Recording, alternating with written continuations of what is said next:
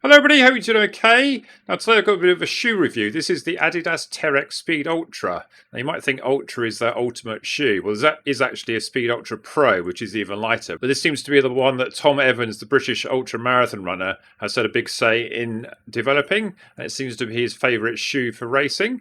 Now it is billed as a race shoe, but I would say it's probably, for me, I'm using it more as my sort of summer trail shoe. Well, I say summer, we haven't really seen much of a summer yet, but it's only April. But at least the trails around my way are actually pretty dry now. There's one notorious area that was flooded the whole winter, and I managed to get through today in these. So I thought today I'd give you a bit of an insight into how I'm getting on with these, and I must say I'm actually getting on pretty well. So let's have a quick look of me running in them, and then we'll come back and discuss it.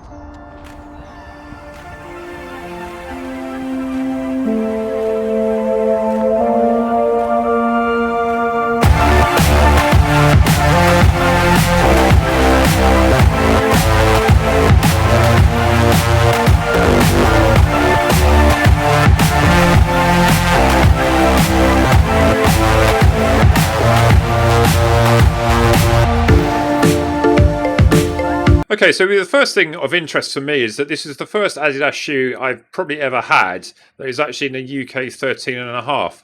Now, for some reason, they can't seem to get one part of the company to talk to the other one. So in Terrex, their trail lineup, they go up to UK 13.5. And in the adizero for their premium road line, they only go up to 12.5. Now, I've always for years liked Adidas because they always come up rather narrow for my narrow feet.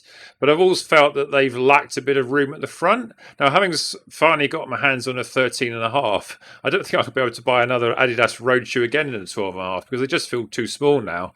So maybe that will ultimately save me some money.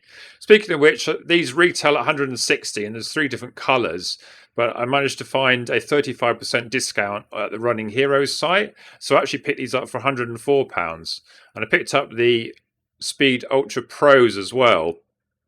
I haven't actually worn in those ones yet, so we'll concentrate today on this shoe. I would say for me, in summary, this shoe is kind of like the trail equivalent of the Boston, which is that red shoe I've got up there behind me. So let's have a quick look through the specs.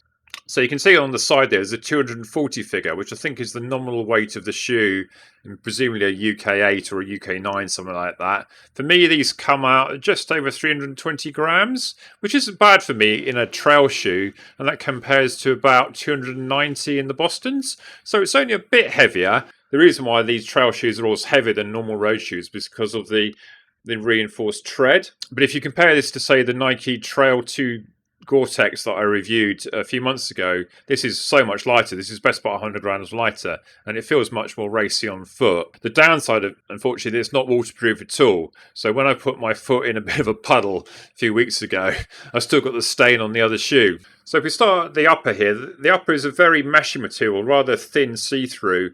And I think in some ways it's good because if you go for a puddle, you'll get your feet wet straight away. On the other hand, it may help to dry them out later on. So I think it rather depends on what you're going to be doing. If you go out for a trail run hoping to keep your feet dry, these are the worst shoes to wear, I think, because you're going to get your feet pretty soaked on the first puddle.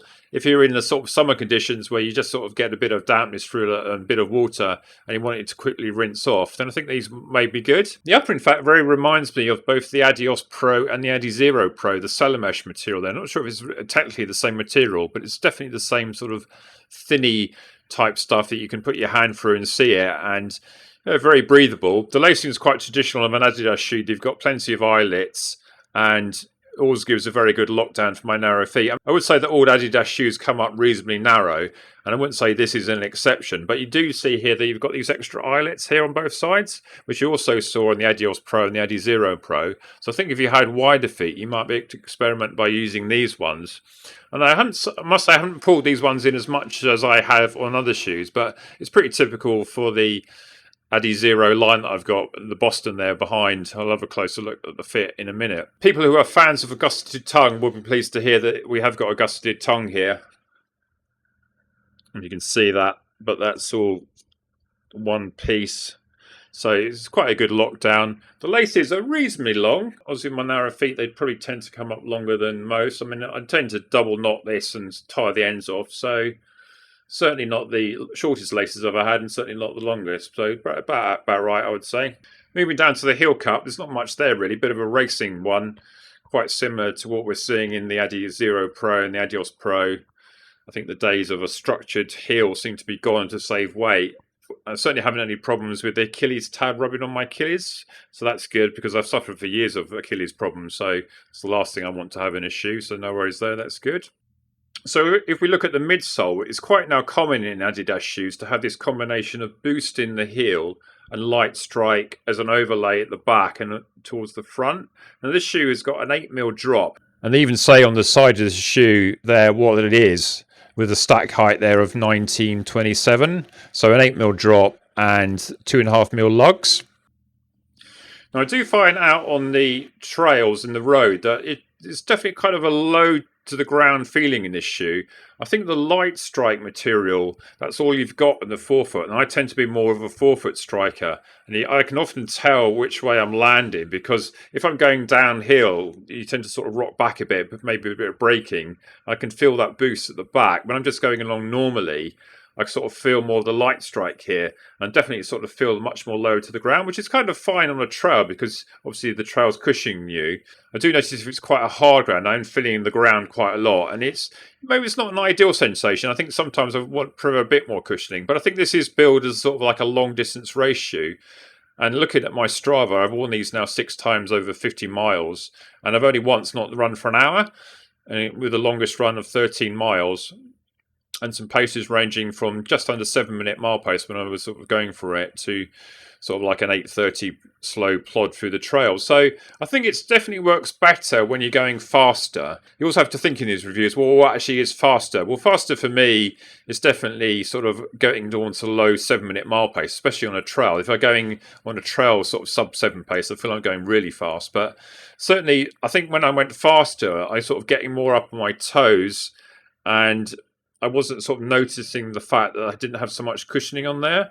And as I said earlier, I was only really noticing the boost when I was going downhill, which is quite nice in a way, because obviously in the trails, you expect to have some sharp downhills now and again. And it was quite reassuring that I had a bit of extra comfort there when I needed it. So let's go and have a look at me with these on foot and compared to the Boston to see how the fit is for me. Daisy, I need to sit down to look at my shoes. Oh, yeah. So here we go, I've got the Terrex Speed Ultras on the left and the Adidas Boston 9 on the right. This is a 13.5 in the Speed Ultra and a 12.5 in the Boston. Now in terms of toe box room, I've got a nice thumb width there in the Speed Ultra, but in the Boston it's really right up against the toe box, so I think really these are, I have to say that these are too small for me. So I think in terms of sizing, I think I would go for your normal Adidas size, which I think if I did a 13.5 in a Boston, that would be the one I would have to go for. I've got a bit of bunching there in the top of the shoe for my narrow foot. As you can see, I haven't had to tie the shoelaces in too much here. And the Boston, if anything, is perhaps maybe slightly further apart. So you might say that this actually comes up fractionally wider. It does feel a bit wider across the front here.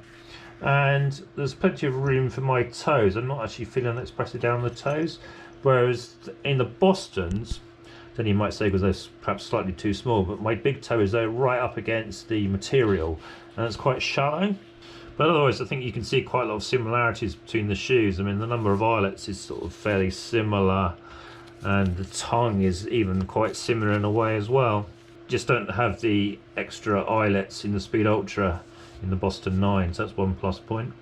And at the back I've got no heel slippage at all in either shoes. It's good Adidas lockdown as usual. What do you think, Daisy? Which one do you prefer? If we look at the back of the shoe here, we've got, it's according to the specs, it says a 2.5mm lugs. Now what I did pick up from Tom Evans' video on this, I'll link to in the note, is that the lugs on the outsides here, going up that one and that one, are actually higher than the ones in the middle. Now he says that's partly to aid traction and partly to save a bit of weight. So I'm not quite sure which ones are the 2.5mm lugs, but certainly the ones in the middle are a bit lighter. Now this is the wear after 53 miles in the shoe, so it's holding up pretty well so far. I can't see any obvious signs of degradation.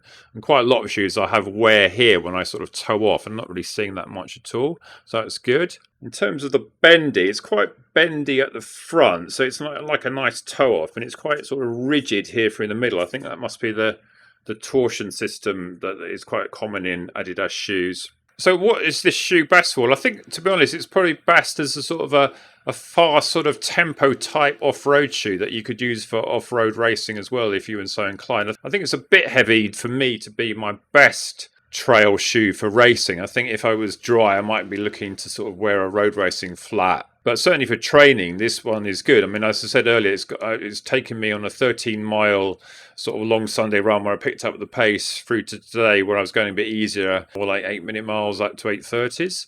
So I think from a pace range for me, sort of around about sort of just under 7-minute miles to about 8:30s, it's proving pretty well. I haven't really used it yet for any sort of interval sessions, but I think if I want to do one off the road, it certainly would be consideration for sure. I think the downside, as I said, it's not waterproof. So I think it's very much ideally best as a summer trail shoe or one where there's only a bit of light mud. I think if it's any sort of heavy mud or you're going to get wet, you're going to find that your feet are going to get rather damp rather quickly. So in summary, I think this is an excellent off-road trail type tempo shoe, one that you could use for your sessions, your long runs when you want to pick up the pace a bit. I think it's quite so good when you want to go slowly, but it does sort of work like that. I think sometimes I just prefer a bit more cushioning if I wanted to go slowly under my foot. I think it works best in sort of more dry trails if it's only very light mud.